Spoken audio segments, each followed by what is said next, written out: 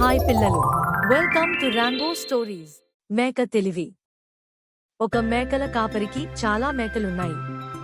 అతను రోజూ ఆ మేకలన్నిటినీ అడవికి తీసుకెళ్తూ ఉండేవాడు. ఒకసారి వాటిల్లో మేక ఒకటి మందలోంచి విడిపోయింది. దారి తప్పి అటూ ఇటూ తిరిగి తిరిగి అలసిపోయి తనకు కనబడ్డ ఓ గుహలోకి దూరి పడుకున్నది. ఆ గుహ ఒక తెలివి తక్కువ సింహంది. మేక పడుకునే సమయానికి ఆ సింహం వేటకని బయటికి వెళ్లి ఉన్నది. కొంతసేపటికి వెనక్కి తిరిగి వచ్చిన సింహం ఒక్కసారిగా ఉలిక్కిపడ్డది. తన గుహలో ఎవరో దూరారు. నిద్రపోతున్నట్లు నటిస్తున్నారు. అంతకు ముందు ఎన్నడూ సింహం అలాంటి జీవిని చూసి ఉండలేదు.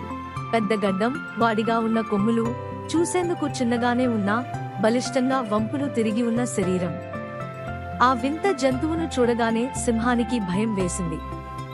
గుహలోంచి బయటికి పరుగెత్తి గుహద్వారం ముందు అటూ ఇటూ తిరుగుతూ పచార్లు చేయటం మొదలెట్టినది. అలికిడికి నిద్రలేచిన మేక సింహాన్ని చూసి చాలా భయపడ్డది.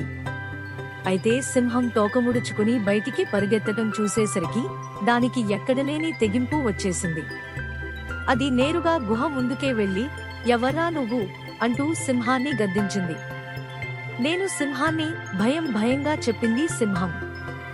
"రా, ఒక్క సింహానైనా చంపనిదే ఈ గడ్డాన్ని తీసేది లేదని ప్రతిజ్ఞ చేశాను.